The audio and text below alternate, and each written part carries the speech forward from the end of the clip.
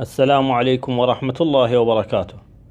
تفاجأ الجميع بالضجة الإعلامية المفتعلة والغير مبررة على مواقع التواصل الاجتماعي على الحاج باسم الكربلائي بسبب قصيدة ألقاها قبل حوالي 8 أشهر بمناسبة ذكرى استشهاد فاطمة الزهراء سلام الله عليها.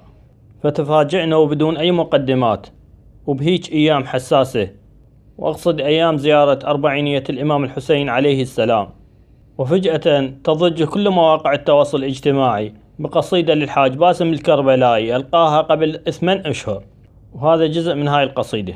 هذا باب الله على فاطم يندفع، هاي تاريخش بعد ما تقتنع، شيل اسم الصحابة واكتبهم عصابة، قالوا معذرة ما نقصد ترى. وبعد ما استمعنا للقصيدة وعلى مود نعرف منو مثيري الفتن اللي يريدون يعملون فتنة بهيج وقت حساس، اجت على بالي قصة او حادثة حقيقية حدثت اوائل القرن الفائت، ايام كان العراق تحت الاحتلال البريطاني، وبايام مثل هيج ايام حسينية خالصة، ايام حزن وبكاء على ابي عبد الله الامام الحسين عليه السلام.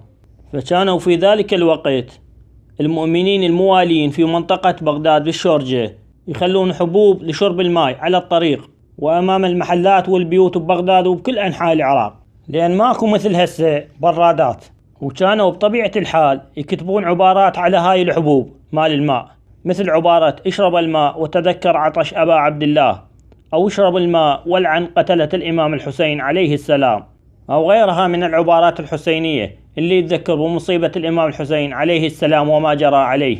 والكل يعرف مدن ومناطق العراق مناطق مختلطة، وخاصة منطقة الشورجة اللي في بغداد، فكانت منطقة الشورجة مثل ما هي اليوم يعيش بها الشيعي والسني وبدون أي مشاكل. فتفاجأوا الناس بأحد الأيام، وكانت أيام عاشوراء بوقتها، بأن لقوا سمك الجري داخل حبوب الماء لأحد المواكب الحسينية بذاك الوقت. وطبعا الكل يعرف أن سمك الجري محرم أكله عند الشيعة حسب الأدلة والروايات المستند عليها، وحلال أكله عند السنة طبعا حسب الأدلة والروايات المستند عليها. وبسبب هذا الشيء حصلت معركة كبيرة بين السنة والشيعة في منطقة الشورجة، راح ضحيتها العشرات من الطرفين، وظلت تنذكر عبر الأجيال.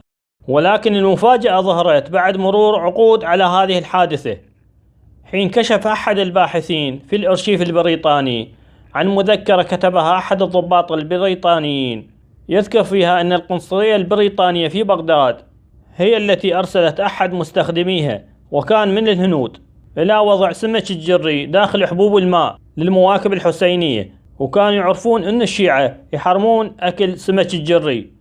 وعلى مود إثارة النعرات الطائفية وخلق فتنة وانقسام داخل المجتمع العراقي عملوا هذا الشيء، وللأسف نجحوا البريطانيين بذاك الوقت.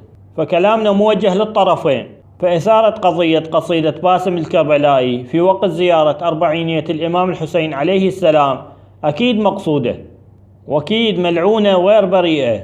فالحذر من الصفحات المشبوهة، واعرف المستفاد تعرف عدوك. فشنو معناها تثار ضجة إعلامية كبيرة بهيج وقت حساس وبدون أي مبرر، والقصيدة صار لها ما يزيد عن 8 أشهر، فليش بهذا الوقت بالذات؟ وللأسف نجحوا بهذا الشيء.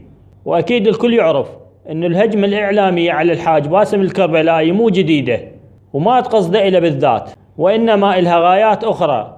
إلا الكل يعرف موقف الطرفين من الصحابة أخوتي، اللي يجمعنا أكثر من اللي يفرقنا. فربنا واحد ونبينا واحد وديننا واحد وكتابنا واحد.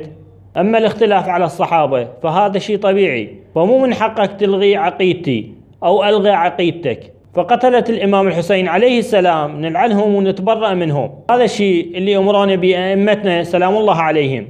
واقرأ زيارة عاشوراء وراح تعرف من خلالها موقفنا من قتلة الإمام الحسين عليه السلام. فالاختلاف على عدالة الصحابة شيء طبيعي، فأكيد من اتفق على الأشخاص اللي آذوا نبينا محمد صلى الله عليه وآله وسلم، وأكيد من اتفق على الذين آذوا فاطمة الزهراء سلام الله عليها وكسروا ضلعها وأسقطوا جنينها.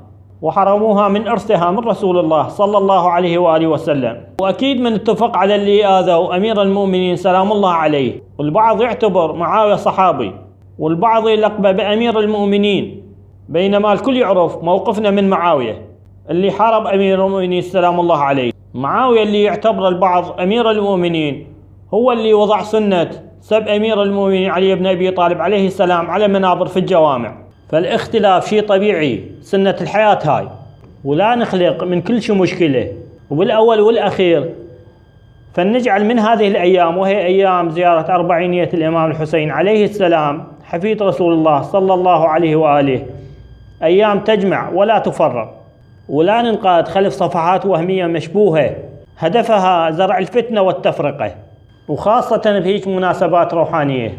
فالحذر كل الحذر من هذه الصفحات المشبوهة. وفي الختام نقول: اللهم ارزقنا زيارة الإمام الحسين عليه السلام في الدنيا وشفاعته في الآخرة برحمتك يا أرحم الراحمين. والسلام عليكم ورحمة الله وبركاته.